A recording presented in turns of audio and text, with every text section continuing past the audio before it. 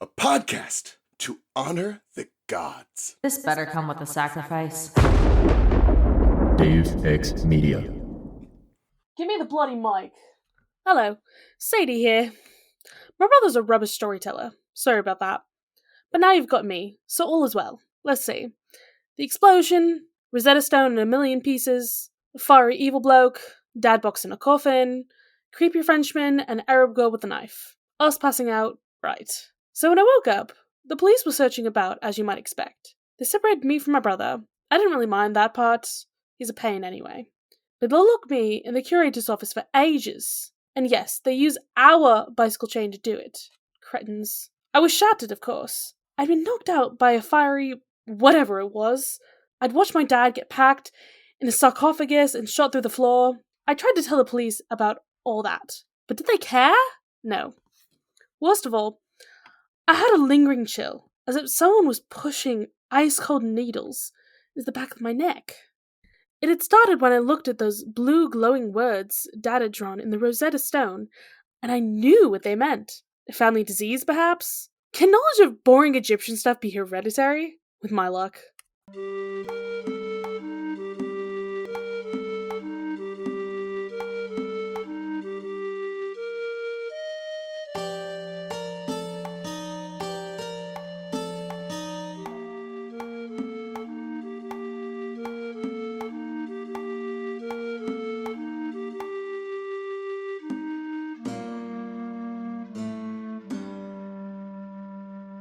Welcome to Of the Eldest Gods, where we discuss Rick Riordan's role as a godly parent. Hey, I'm Raye, following the path of Geb. And I'm Charlie, following the path of Bast. We're still getting used to the intro. It's fine. Everything is fine here. Yeah, so we were imprisoned with our cat this week. Indeed. I see no issues with, the idea of that. What actually happens, not so fun. I love to be in an enclosed space with my cats. They're good kitties. Do we love Muffin? Is Muffin not a good cat? Muffin is fine. Muffin has not had very much character development recently, which is my only issue with this chapter title, which is that it's technically accurate. Technically, everything happens. But there is not very much focus on the cat in the chapter, and I think that that's a crime. You're correct. She's just like, wow, this is the only person in this room that I can talk to, but, the cat is ignoring her. So Muffin doesn't even like her. Can't believe this. I mean, she's a cat. I feel like that's just how it be.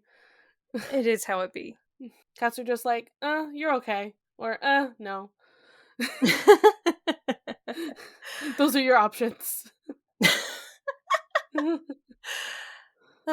Okay. I love so cats. so the things that happened here today. Yeah. Sadie, she catches us up to speed, and she lets us know that she and Carter got picked up by the police. Boo, we hate them. They took her back to her grandparents' place, but they locked her in a room and they won't let her talk to anybody. So she's just hanging out in there, and she's considering trying to write some hieroglyphics. But she, of course, gets interrupted before she can actually test out her magical translation powers, however that's working.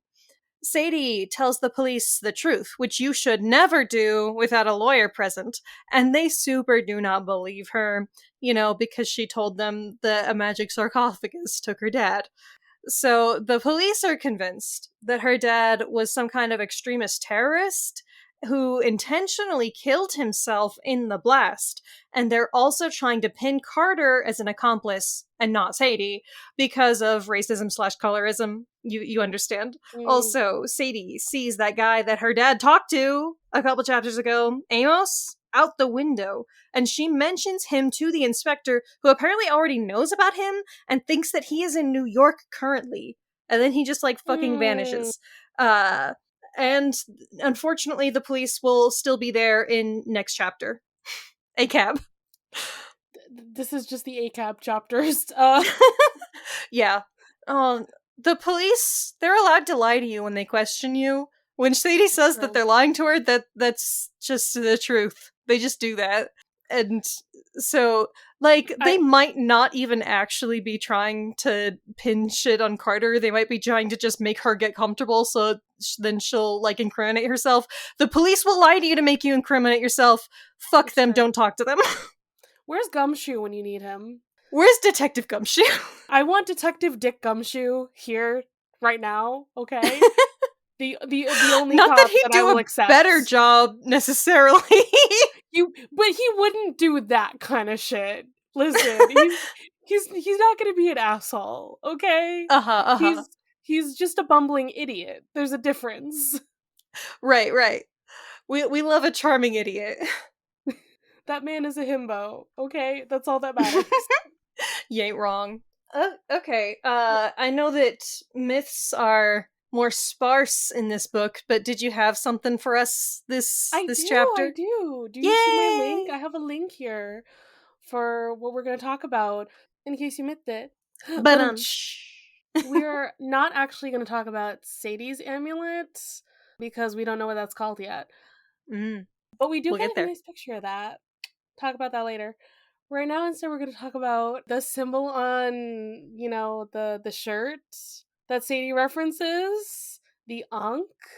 How do you pronounce it Ankh? I feel like that is how I have always heard it pronounced. Ankh. When I hear British people pronounce it, they pronounce it Ankh. Oh, and no. That makes me so confused. Like, so I've talked about House of Anubis on this podcast before, and that's like the other like big Egyptian thing, and like it's at a British boarding school, so they pronounce things interestingly, and they all say Ankh, and I'm like, what is happening? That's so interesting, because you think of British people as doing long A's and Americans doing short A's, and it's just the opposite in this particular instance for some reason. I'm pretty sure, like, because what they do is they have, like, a single American person who's, like, the main character on the show. I'm pretty sure they had her also pronouncing it as Ankh, because everybody else in the show is saying Ankh, and I'm like, that is so incorrect. She would never. I would never. I would stick to my guns forever on that one, actually. Like, I mean, I don't know which one is more accurate to the original, but...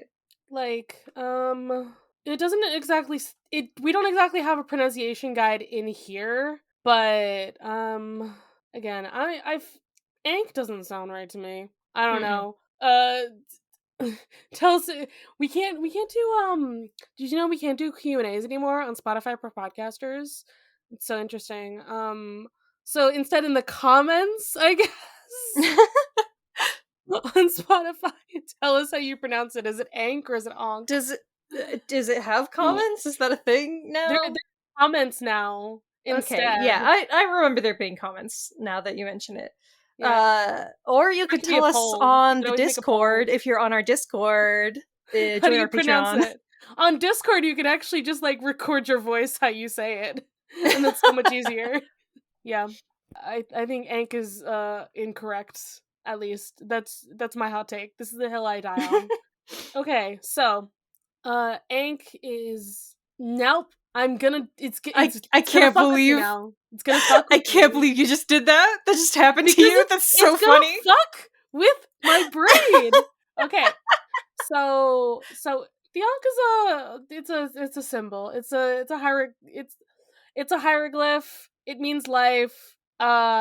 This also means key of life, which kind of makes sense. I feel like it kind of looks like a key. It does look like a key, yeah. Yeah. Did you describe this for our people? Because it's kind of like a... It's like a cross, but if the top part of it was like a upside down tier, you know? Yeah. It's very cool. Literally, like, we have a description here. The Ankh has a T-shaped top with a droplet-shaped loop. Which is exactly what you just said, but more. But more. That's the Wikipedia. That's what they say. Yeah, so it's just like, it's a symbol. It's used for a lot of the gods. Like, a lot of the gods just are holding this thing, like, literally by, like, the loop on top. They're holding it, because it's the symbol for life. That's interesting to me because in my brain, I was like, it looks like a thing that you hold. I was trying to like think of a way to describe it as like a shepherd's crook, even though it doesn't look like one at all. Like, Yeah. So, like, I feel like that's, you hold it by the loop, but, like, if it's a key, it's the other way around. Does that make sense? I don't know. I would still think that you would hold it by the loop, and then the bottom part of the T is like the part that you would use. I don't know. As a key. I want a key that's like this. I want a key that's just an onk.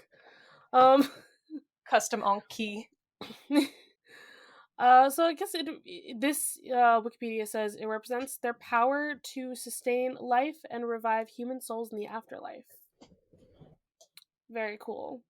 Yeah, that's also interesting. There's a lot, right? like, connecting life and the afterlife, it seems like, in this mythology. Yeah, I mean, like, so it's not that ancient Egypt is, like, all about the afterlife. I mean, for one thing, what did we find of them? We found their tombs. So, like, we're gonna know a lot about how they viewed the afterlife more than anything else. But also, like, they really believed in cyclical stuff. They were all about, like how when Ra, the sun god, goes across the sky as the sun, and then he goes into the land of the dead at nighttime, and he's dead now, and then he's reborn with the rising sun, kind of shit. Like we have a lot of, like, cyclical things. Mm-hmm, it's not necessarily that it's all about death. It's just that there's a renewal all the time. I vibe with that. It's interesting. Also, I guess, like, we have a little pop. There's some pop culture stuff here, like, where I love that specifically. It's like, oh yeah, this is like a neo-pagan symbol and, like, a goth subculture symbol. The goths were just like, life, we hate it, but, like, the ancient Egyptians were cool. There's some scholars who think it was maybe a knot or something, like how they, like, that first makes sense made to it. me. It wasn't Also, just, like, they didn't just draw a symbol. It's, like, supposed to represent, like, a knot. It looks like another symbol as well, but it didn't but someone's like, it didn't really have any practical purpose. It was probably just used as an amulet or whatever. Yeah. And then I see why it got popular in ancient and modern times. it just looks cool, okay? Yeah. Listen, it's just cool. I prefer this over a regular cross for other reasons, but, you know. We don't have to pit them against each other. I will, in fact. I mean, it is more rad. Okay, again, we have, like, Egyptian belief. Everybody was tied to life. I already mentioned my cyclical stuff in here. I'll see if there's anything else to add. Oh, okay. The concept of life could signify air or water, I guess. Breath of life, you know. Water is always life, let's be honest. And I think sometimes there's like creation waters, depending on which Egyptian creation myth you're talking about. Okay. Yeah, probably more of a decoration than actually, like, a sign, like a hieroglyph often used. Okay. Yeah, they're cool. And of course there's just a fucking section on Christianity. Because it looks like a cross, but it's not a cross. Although I guess, okay, there's apparently a cross, or a symbol like an ankh, but it's a cross with a circle on top instead, I guess. How dare they? Just steal it. Copied. Wow. Oh, so, they're saying it looks like people used to say that it was probably inspired by the ankh, but then they were like, we actually don't know, because they came up with it, like, kind of early for that to be the case. That's really interesting. It's, like we were saying, it's just a good shape. It's just a shape, okay? It's just a good shape. Oh, that's pretty cool, actually. Here's some connections back to Greece, but it's like Minoan specifically. The Minoans combine the ankh with their, like, double axe sometimes, which is, like, you know, they're their labrys, you know, their whole like symbol thing. Very cool. It just means life, but like it's more complex than that. I don't know. It's cool. Hieroglyphs. Jazz hands. Yeah. I'm done. Let's talk about being imprisoned with a cat. And also, we got to talk about sound Sadie. ideal. Yes, we are to Sadie, who immediately, has a bit of a different voice from Carter. We got to talk about some things here. So, we didn't mention it when we started out the book, but like, we have this like very cool design thing going on here, where we have like Carter's name like going like top to bottom, and then he's got his little Eye of Horus symbol on his chapters. And then Sadie has similarly her name going down, and then her little amulet symbol. So like, right. So there's the chapter name, and then you get the narrator of the chapter off to the side, which is very useful if you're just flipping through. Yeah, it's very good. But yeah, immediately it's just like, we have a different voice. Can you tell? It's very much different, and we love it. I assume you were a Carter girly back in the day, yes? Yeah, I always liked Sadie, but like Carter, he is a little meow meow also. Like just that's not accurate. Meow meow is mostly for war criminals, if you know the Tumblrisms. I did not know that, actually. I'm not gonna lie. I thought it was for anything. Oh my god. But Carter is he has sad little guy energy, which you know that I like that does. in a guy. Yeah, I was gonna say, based off of character archetypes, Sadie was my girl. This also makes sense. Listen, I like the weird rebels, okay, that are just like annoyed and angry. I don't know. Raphael was my favorite Ninja Turtle, okay? I mean, me too. At least that we can agree on. Oh, the other one was Donnie. I mean, we can't get into this. Donnie's the one I'm more likely to like read fanfic about, but Donnie is Teddy's Ninja Turtle. Raphael is my Ninja Turtle. Oh, I'm sorry. We can share. Fine. We can share our turtles. Okay, so, do we have enough Britishisms in her speech?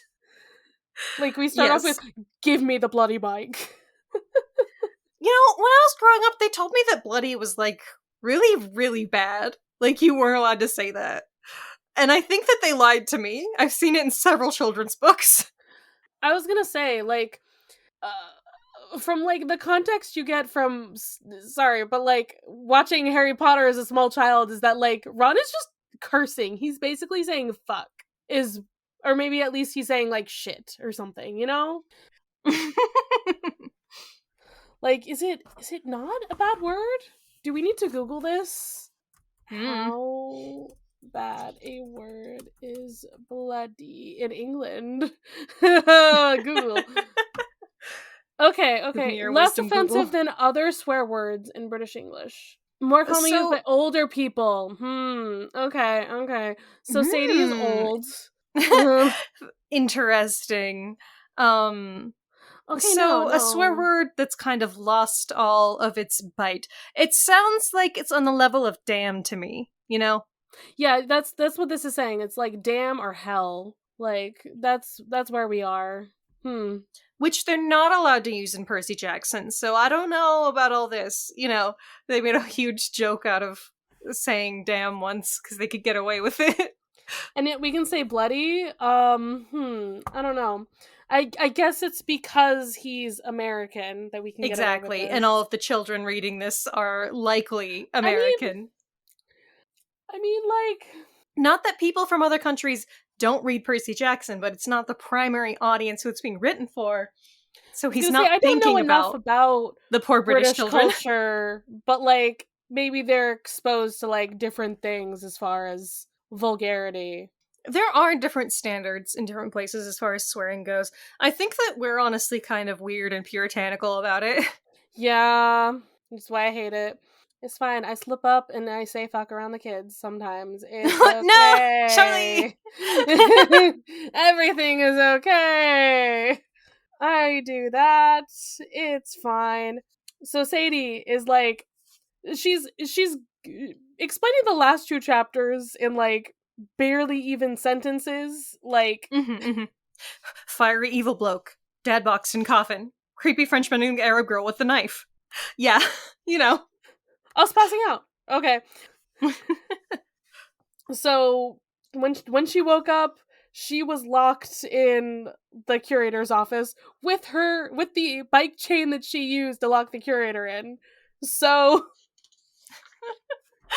who knows where Betrayal. the fuck Carter is, but he was taken away somewhere. And she's just like, what the fuck is going on? But she has a lingering chill. As if someone was pushing ice cold needles into the back of her neck. She's freaking out because she read the Egyptian stuff. She says, can knowledge of boring Egyptian stuff be hereditary? Girl, please. She's got the sass of Percy. Let's be clear, okay? She's got the sass. This is where we needed the sass, okay? There's one line that she says in here where I'm like, that is a Rick joke. That is a Rick joke that Percy would say, and that's like the energy. And I don't know if Sadie would say that. Apparently she would. Apparently she would. But I don't know, her character vibes are so different to me, even though they're being written by the same person and thus will have some of the same speech patterns. I don't know. I can't remember what the line was. I'll point it out if I see it. Yeah. So I guess she was just sitting in here chewing some gum. Her gum's gone stale, and then she's taken back to her house. But, like, she can't tell her grandparents what's going on. She's just put in her room and has to wait to be questioned again. Like, what the fuck? They just be detaining these children. Are they allowed to do that? I actually don't know what the police are allowed to do. I feel like they're not allowed to use a bicycle chain to lock a child in a room. Yeah, that seems kind of fucking weird. They won't let her use the bathroom. That's not cool. Yeah, I don't know. I don't know what the police standards are in England. No idea. I don't know what they are in America either, to be fair. I just know they suck. That's all that matters. So Sadie lives in an attic. She's got a window, a desk, and a bed. That's it. We don't get much on her room other than that, and there's a cat. The cat doesn't like her right now. Oh, dear muffins. There's an inspector coming to see her, but she, like we already said, she can't use the bathroom, so she's just gonna think about some stuff from the past, as we do. We gotta get through it. She has an iPod. Technology exists. It's been so long. Like, Percy Jackson doesn't use technology. Sadie has an iPod. Did they have phones? Probably not. Because it's a Rick Riordan book. I did have an iPod before I had a phone. Like a little shitty iPod. I had there was an era where that was a thing. Before smartphones became completely ubiquitous. I think I had like the Nano, but it was the one where you could still touch it. It was a touchscreen one. Mm-hmm. Just like a tiny square that you could touch. Yeah, she's talking about her little amulet symbol, which she says looks like an angel or perhaps a killer alien robot. Which do you think it is?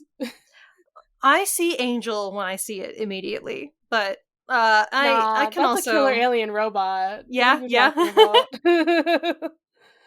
I wanna design a Doctor Who alien that looks like that. I mean, that is the vibe. Hey, they've had killer robot angels on that show. Yeah. and that they're all aliens, so therefore it's been all four of these things. Killer alien robots that are explicitly onks. Like, I think that would be fun. Make it a whole thing. Yeah. So this is like the only gift her dad gave her besides the cat. and she's like, whatever to both of them. She sometimes likes it, but on bad days, she does throw it across the room and stomp on it. The life of a teenager, my friends. I vibe so hard. And then she's like, the necklace got hot during this stuff at the museum. Don't know what that's about. Okay. She almost wanted to get rid of it, but she felt like maybe it was actually doing something, so she decided to keep it on during that whole fucked up scene. And then she's having some ideas about what her dad was doing, if it had something to do with mom. I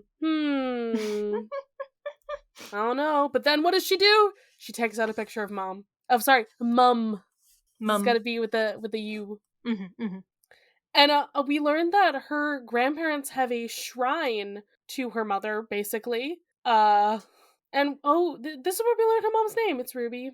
It's real cute, actually. Mm-hmm. Ruby Kane.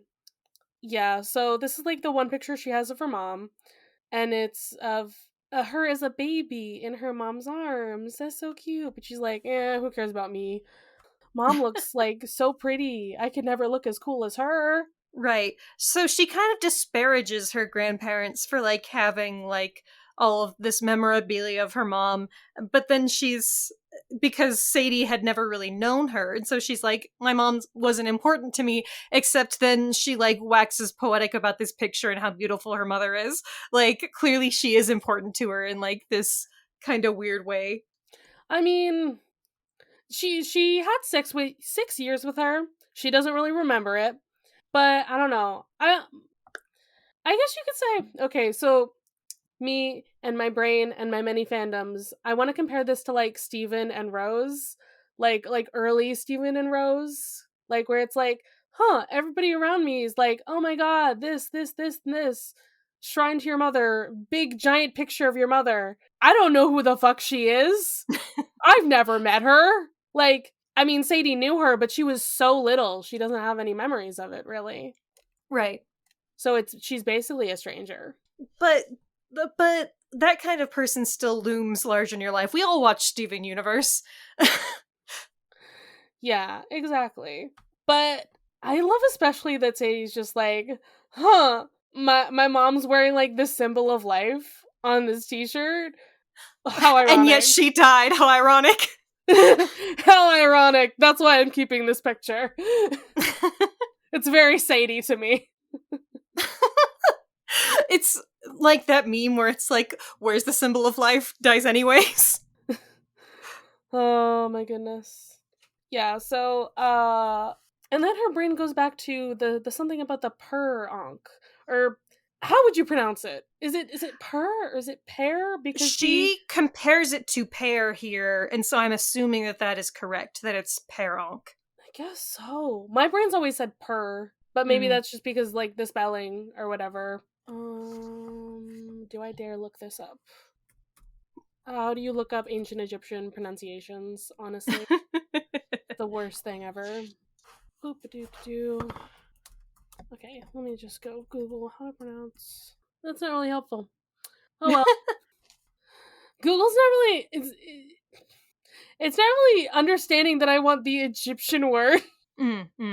So it's just like, per. And I'm like, I mean, yes, but is that correct? Is that the word I mean? No. So, oh well. You know, that didn't even really occur to me that is like a prefix in English, so that's probably why we have an idea of how to pronounce it, even though it's likely incorrect. Yeah. So my brain just wants to pronounce it as like the actual word in English. But I guess maybe it's pear, unless British people pronounce pear as per. That's per the other pear. Explanation here. It could be British. I'm just gonna say it per-onk if I remember to. Okay. It's P-E-R for anyone who's wondering. I don't know if we said that. It is just P-E-R. So we'll have this ongoing debate forever. How do you pronounce this word? Tell me. I don't speak Egyptian. So Sadie's like, if I saw the words in hieroglyphics, I could probably know what they mean. but just knowing the Egyptian words, she has no clue. Right, something but like- she's like, could I just write them in hieroglyphics and then be able to translate them for myself? Maybe. I don't know how it works. But does she know how to write it? But she doesn't really get the chance to. She gets out pen and paper, and then the inspector comes in. It's like, what are you doing? Maths. Maths. Don't worry about it. I love how we say math and they say maths. Like, I get it. It is mathematics. This is correct. It's just funny. I don't know. Maths is one of those things that I think is like almost cute. Like, Yeah. like it don't It is sound very right cute. to me, but Listen. it's like a charming little guy because it sounds so wrong that it's like, oh, hee hee, you silly. I feel like we're gonna have to have like every time Rick does a specific thing for the Britishism to come out, we're gonna have to be like, oh, there it is, oh, another one, like, because I feel like he said that specifically so she could say maths instead, to be like, hey, look, I'm British, did you know? Actually, plot twist. But also, Sadie, you're not really British. You've only been here for 6 years. Still though, hey, It's half our life. let's do a British accent, cause it just occurred to me that we've got to do chapter readings. Yeah, I was also thinking about that. I was just like, are we gonna have to do British accents for this? Probably. Hey, it would be kind of cute if one of us had a Carter voice and one of us had a Sadie voice, and then we just did. But I mean, if one of us had a British accent, that would work pretty well. I did once do a play in a British accent. Have I told you about this? Ooh. Although I feel Oh. like I slipped into Australian quite a bit. I was trying to do some weird British shit, and it sounded very interesting. I'm not a terrible actor, but I do have horrific accent drift. Like, I cannot hold one. It's miserable. Like, it's so easy to do an Australian accent. For me, I've watched too much H2O. It just, like, comes very naturally. But British accent, not quite as easy. It just happens. Okay, so... So she's making fun of this man who's just trying to ask her questions. I love every, like, thing that she's judging about him. Especially his eyebrow creeping higher and higher. You gotta love that. So she has to explain everything to him, just like she did to the police. It doesn't matter. They're gonna keep questioning you until they get what they want. And he's trying to say that her dad's dead. We don't know what's happened to her dad. We don't know where Sadie's he telling is. him that he got sunk into the ground, and he's just not listening to her. I don't know why. I mean, did they find anything in the debris that assumes that he's dead? Yeah, that seems like quite the assumption at this point. You're correct. Exactly. Just because it exploded doesn't mean that he died. Did you find a body? No. No, you did not. Where's the proof? Where is the proof? Come on, this is the thing they taught me in Ace Attorney. You need to have evidence. Where's your evidence, sir? You lawyers and your facts and logic. I'm just gonna keep making Ace Attorney references. It's not gonna stop. I started with Almost Christmas. It's never going to stop now. Thank you.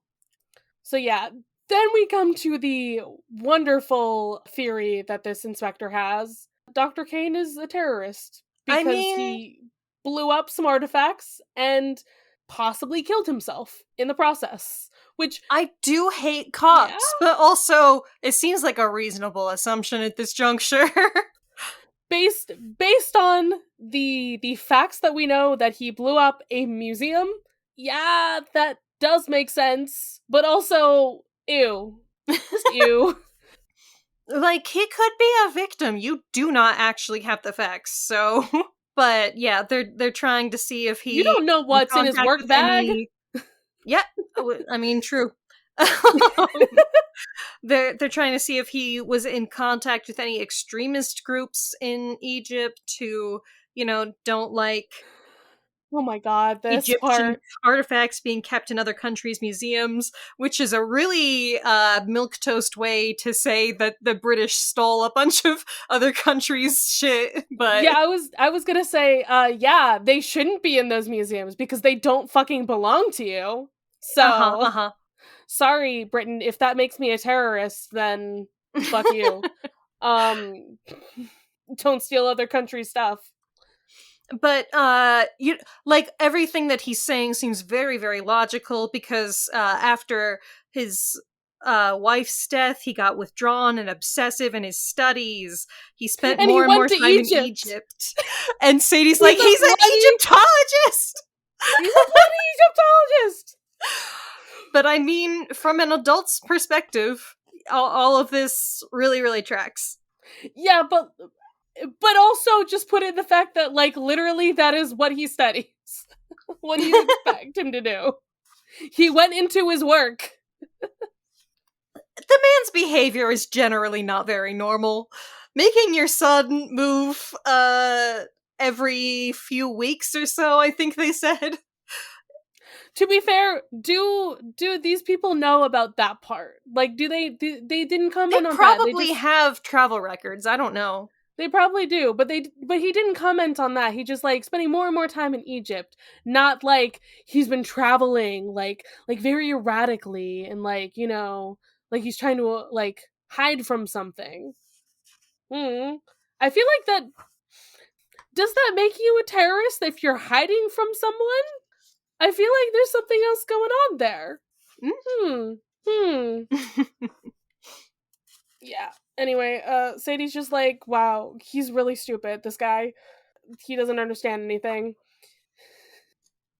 And she can hear in his voice that he wants to strangle her, which happens a lot with adults to her. That's the line where I was like, the Percy is jumping out.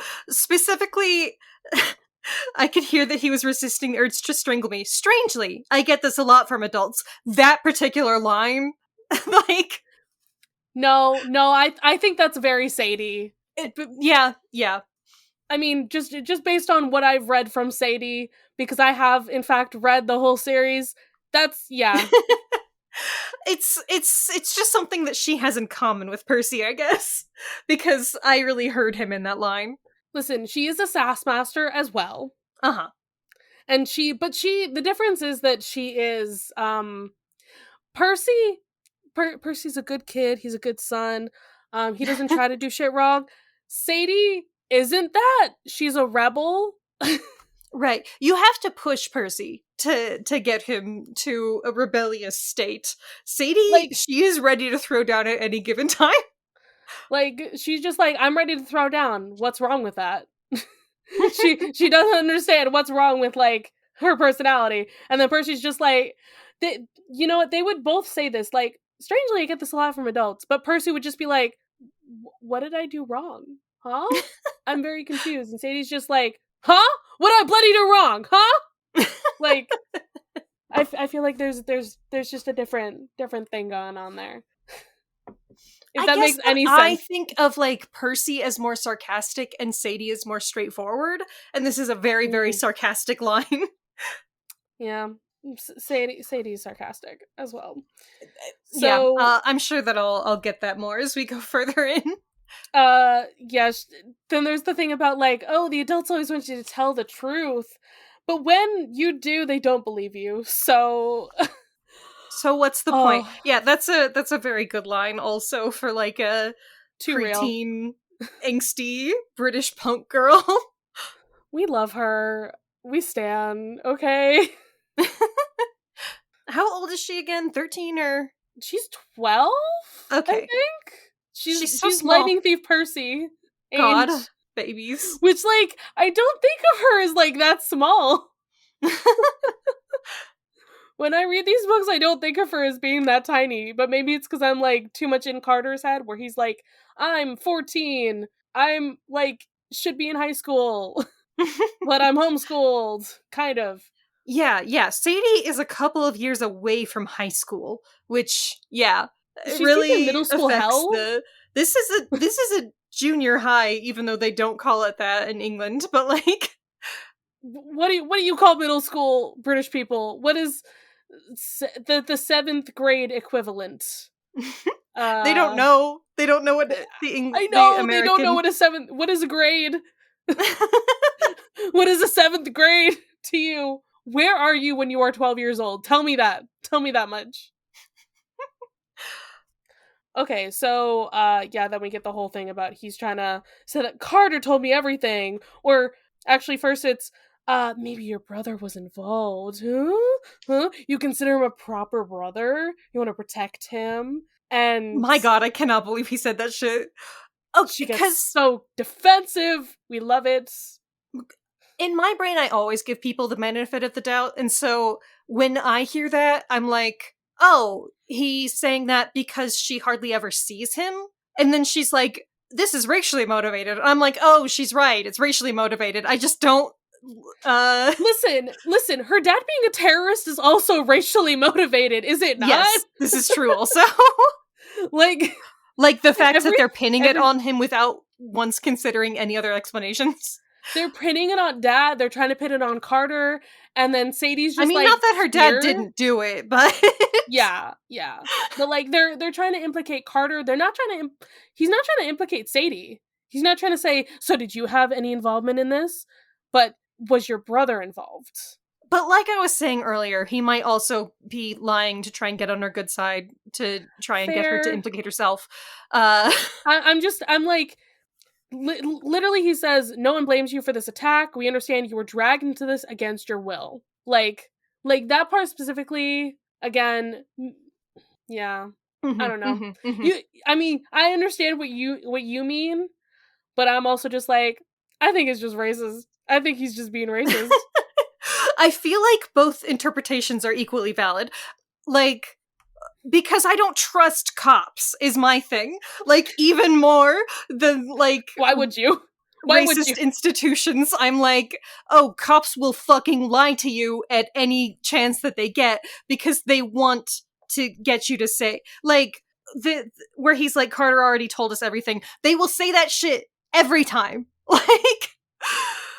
Just, having done, like, the bare minimum reading on cop tactics, I'm like, oh, all of this is manipulation. But if it's not manipulation, then it's just racism.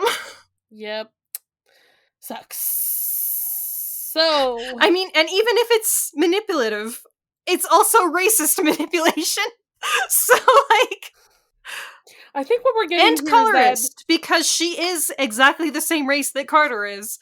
It's just that she passes as white. Yeah. Uh-huh. I think what we're getting at is that chapters 2 and 3 are very specifically about this. About like all of the that. Yeah. Since I first read these books, I've educated myself a lot more. This was kind of my first introduction to a lot of these like racially charged topics. And I really appreciated Rick like doing that for me, because like we're fucking white as hell. And no, wait, really? Are you saying that I like burn when the lights are on? Is that what you're saying? Well, you're also ginger, so yeah, cursed. Yeah, don't we love gingers Rick? Are like vampires. Your weakness is the sun. It's fucking true. It's super fucking true. Anyway, there's also vampire lore on vampires being ginger. Anyway, Bridgerton, our old white man, writing about this. Like, I don't know. It's not like it's the most nuanced take in the world, but it's very accessible for a very young audience to be like, wow, I guess those are the kinds of experiences you would have. And I really hope... I don't know what the verdict is on representation in this series. I would like to hear from like mixed race people and like how they feel they were represented in these books, because I could imagine that would be pretty validating also. Yeah. I don't remember necessarily if we got more of like this kind of stuff going on. I don't remember it being this quite as much of this. Oh, I do. This made a huge impact on me as a kid. I was like, oh my god. racism is real. I mean, that's a joke. I knew that racism was real. I meant I mean also reading about like experiences about it. I mean also like the colorism, because we get a lot of the colorism as well in the first two specifically chapters like here. mixed experiences. I don't think and we colorism. get the mixed stuff later on in the book, but I mean, yeah, we're gonna get some things, because we do in fact have one of our protagonists as like dark-skinned person in this book series. We're gonna deal with some shit. Yep. Can't wait. As you do when you have to live in a racist world while black. Sucks. So Sadie blurts something out when the inspector's like, is there anybody your dad might have talked to going on here? And he's just like, how do we say his name is pronounced? Amos? Amos. Okay. Well, you skipped over the fact that he is standing right outside, apparently. Yeah! This is fine. Yeah, right. Literally, I reread it and I missed that part until she said, like, that he disappeared. I was like, wait, what? Oh, he was there. He's just standing there looking at her window. And she's like, I guess I should have been threatened by that. But, like, he looked concerned, and I feel like I know him, even though I can't remember how. Yeah. It's very interesting. And so she doesn't feel upset that he's standing out there, but she still mentions him as a possible accomplice to the police, which I thought was weird at first, but actually it makes a lot of sense, because he did, like, talk to this weird guy right before going and blowing up a museum, so... Literally, it's like he threatens your dad right before dad does something that's a little bit nuts. I wonder if these are related. No idea. But this man is in New York, according to a phone call. But he's right there. No, he's not. Right. He's gone. And the inspector knows exactly who this guy is, and assumes that Sadie does also, and Sadie's like, wait, I just, like, heard his name randomly. Who is this fucking guy? Who is he? Is he one of my dad's colleagues? Like, I don't know that. I don't know him. Maybe I do, but I don't. I'm confused. And then the inspector accuses her of acting, because obviously... Yeah. People really don't respect young women also. It's true.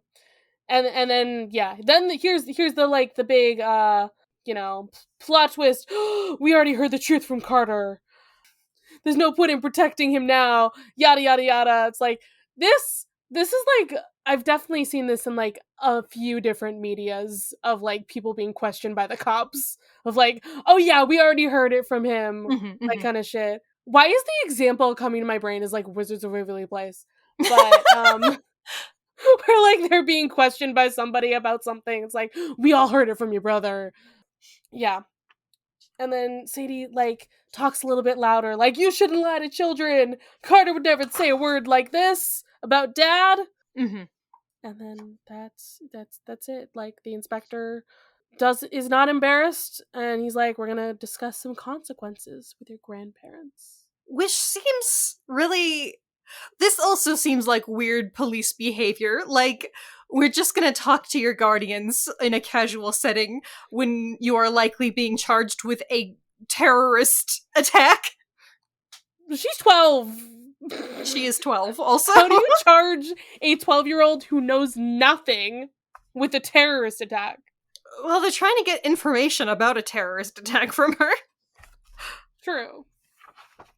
Carter is also 14, and they are not gonna treat him in the same kid gloves. And that's because he's black and a boy. And anyways, I can't get into it. I feel like there's a reason why Rick chose to write this in Sadie's perspective. Yeah, the other way probably would have been too upsetting. Exactly. I mean, one, it's probably easier.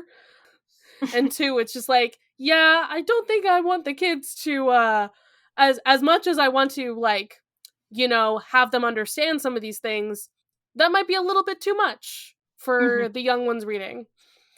So, fun times, this chapter is. Imprisoned with my Yay. cat. A lot of really Yay. heavy topics that we are probably not the people to get into, but it is good to talk about and, like, acknowledge. Yeah. I'm sorry we're too late for this shit. Yeah, that's the chapter. Yeah, we did it. Now, do we have media to plug? I need to find a media. Yeah, I got some shit. Oh, that's right. I do have a media. Okay, never mind. Okay. So speaking of shit with heavy topics in it, I got really into Fear and Hunger recently for some fucking reason. What's this? Explain yourself. It's an RPG Maker game series. It's a what? You wouldn't know about this because you don't like horror. Yeah, horror RPG Maker games. RPG Maker is just like a game coding system that like makes it really easy and accessible to make very simple like walk around games.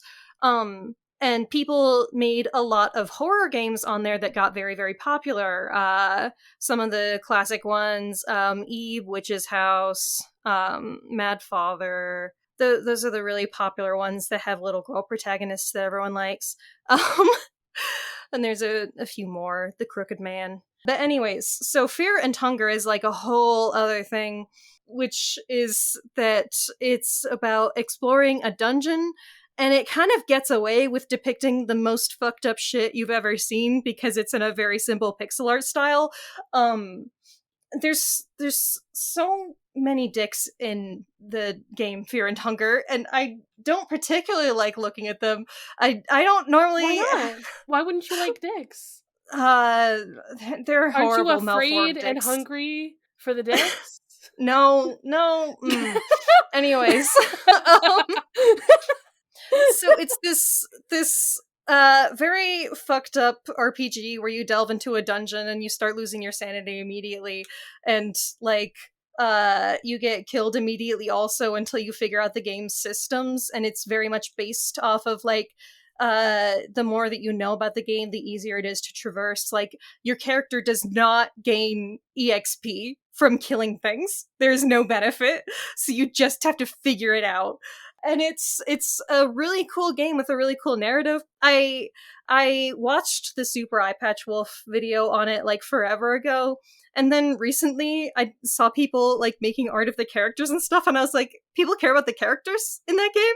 Like, because I didn't even like know how much dialogue there was in it, because you don't get dialogue from the characters unless you like pick them up as party members when you're not playing as them, and it's like a whole thing.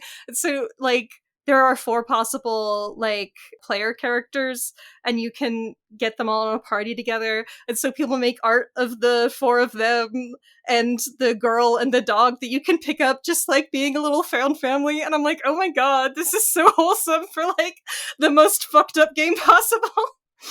And there's a sequel game, Fear and Hunger Termina, that I'm just now getting into, and it is really exciting and has an even bigger cast of characters that talk to each other even more. And yeah, if you can handle like themes of like sexual assault and like a lot of like really distasteful fucked up shit, it's not that scary unless you can't handle those kinds of themes, or unless you're like really, really bothered by like cosmic horror. But like from a cosmic horror perspective, it's really well written and interesting. So I would recommend it. Yeah. Good stuff. Good stuff. Well, for me, my plug, my girlfriend's been making me watch some things. Last night we finished watching season 1 of Bridgerton. I had not seen Bridgerton until she made me watch it. So now I'm just like, wait, the Duke guy is only in season 1, but he's so hot. People talking about Bridgerton sounds fake to me. Like, it's a deeply funny show to be on the periphery of, I feel. I was just like, I have no idea what's happening with this show. I just know it's old-timey British people, weird romantic politics, maybe fake dating things, and then like the newest thing that like is become a meme. Oh god, have you seen like the thing about, oh, Bridgerton is making mixed weight couples a thing? Oh my god. Yes, I have seen people talking about how, like, there is a girl who is over, like, the standard protagonist weight and people are, like, losing their fucking minds. Please! Guess what? Mixed weight? People don't tend to, like, weigh the same thing as their partner. So, like, you could say that... that's fucking wild! You could say that, like, all couples are, in fact, mixed weight. So, shut the fuck up. You don't have, like... As an overweight person myself... Same. Yeah.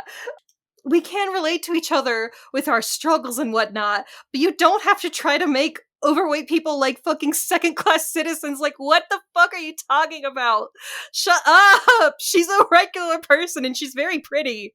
Yeah. Oh my god. My mom and I were talking about it the other day too. She's just like, oh yeah, like that character's they try to make her like be like the little frumpy girl in the corner, but like actually like back in that time period that this is all set in, you want a chunky girl. Like that means that you are like, you have money and you are well fed and shit. Like, got them fucking childbearing hips. Yeah, thick thighs save lives. Come on.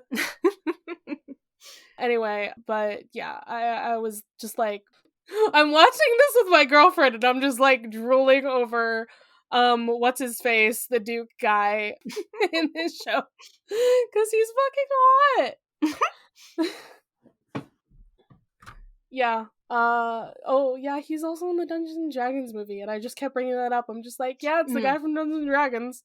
That's what I know him from. Which guy is he in that? Because he's the paladin.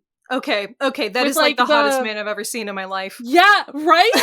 Right? Literally, have you ever seen a hotter man than him? Probably not. Like, exactly. Okay, I'm glad we're in agreement. We both have eyes. And on that note, you know what? In the adaptation of the Kane Chronicles, he should play Dr. Kane. Just for us. Just for us. No one else. Just to prove to you all that he's supposed to be attractive. Anyway. Yeah, that's my plug. Good. Nice. Thank you. Cool. You should release us from this mortal coil. I should? Really? But like, we just learned about the symbol for life and everything. Like, maybe we'll be cycles reborn. Of death and rebirth, bitch. Well, okay, fine. Get out of my fucking house. Except I'm gonna imprison you in your room, I guess. And I'm not gonna bring this inspector guy in. I'm gonna have you questioned by Dick Gumshoe, because I think he'll do a better job. He's gonna ask you some questions. That's saying something. And you can snuggle your cat. Oh, good. Okay. That's all that matters. Thank you, and good night. Okay, everybody, bye. Bye.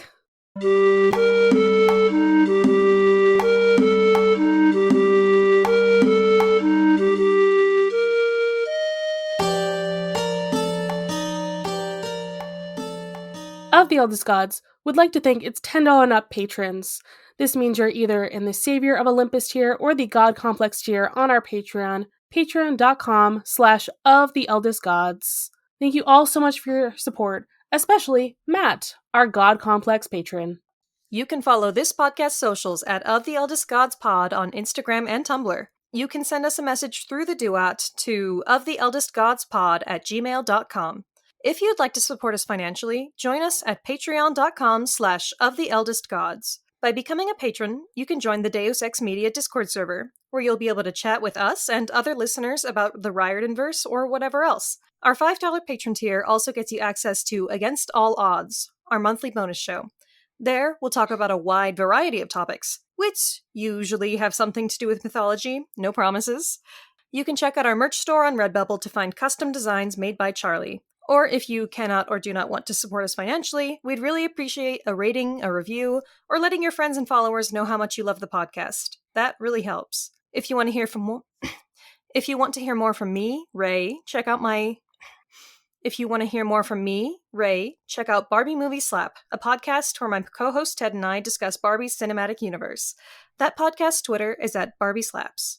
You can follow me, Charlie, at GreenPixie12 on most platforms. I also have an art Instagram at GreenPixieDraws. You can also hear my voice on 2 other podcasts.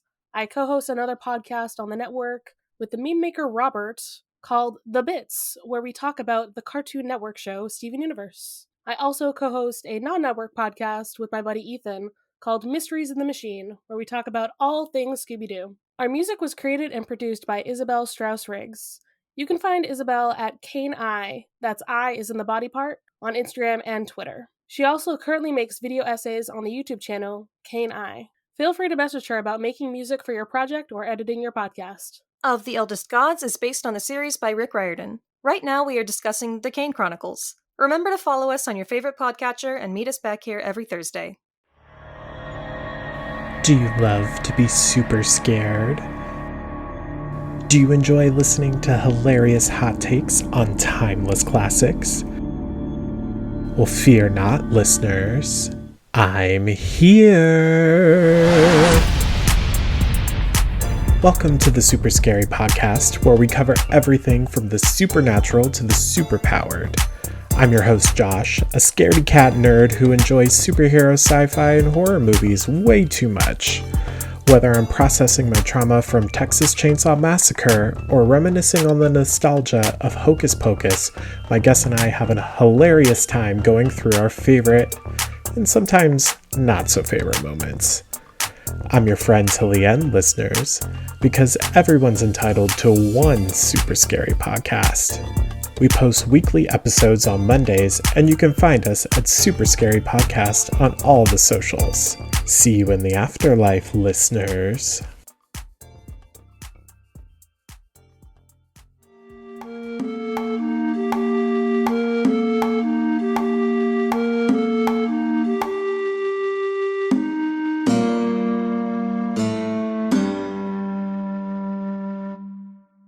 Hey, I'm Raye, following the pack of... I got tripped up. I wasn't ready for the new intro. Deus Ex Media.